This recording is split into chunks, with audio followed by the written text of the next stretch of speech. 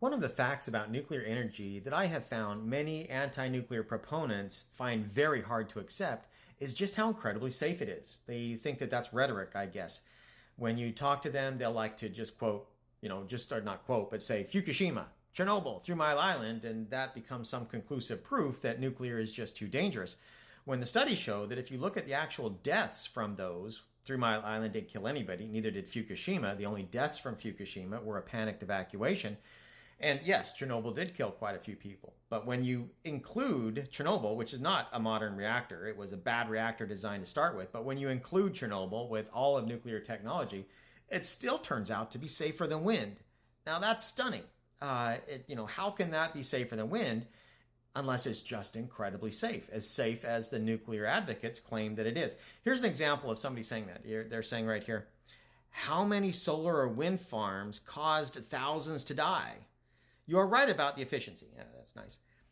Its footprint is very small. Yes, it's virtually negligible compared to other forms. But you ignore the cost of something going wrong in nuclear.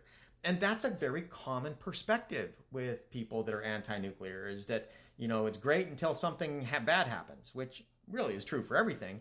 It's just how often does something bad happen and how bad is it compared to the product that you get?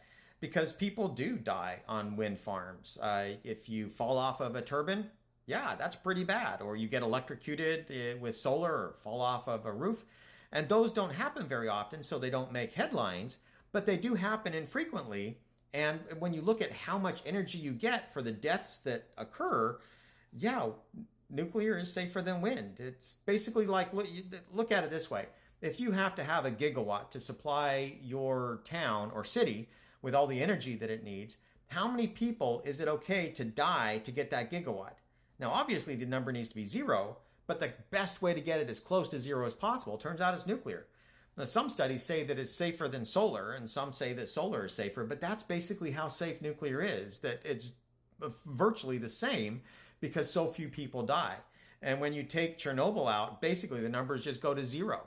And including Chernobyl with modern nuclear, in my opinion, that's like including the Hindenburg with modern air travel. It's just a completely different technology and nowhere near as safe. And so the truth is that it really is just that safe. It's just that these events are so visceral in our thinking and how we respond that we tend to think that it's far worse than it really was in terms of the benefit that you get from nuclear energy around the world. And in the United States, a great example. And that doesn't mean that, nothing ever bad is ever going to happen again. It just means that based on history, it's turning out to be fantastic. But then again, you could say that about any technology, solar, wind, economy, healthcare, whatever the case might be. But the facts are that nuclear energy is just incredibly safe. So thanks for watching the video. Hope you have a good day. Bye.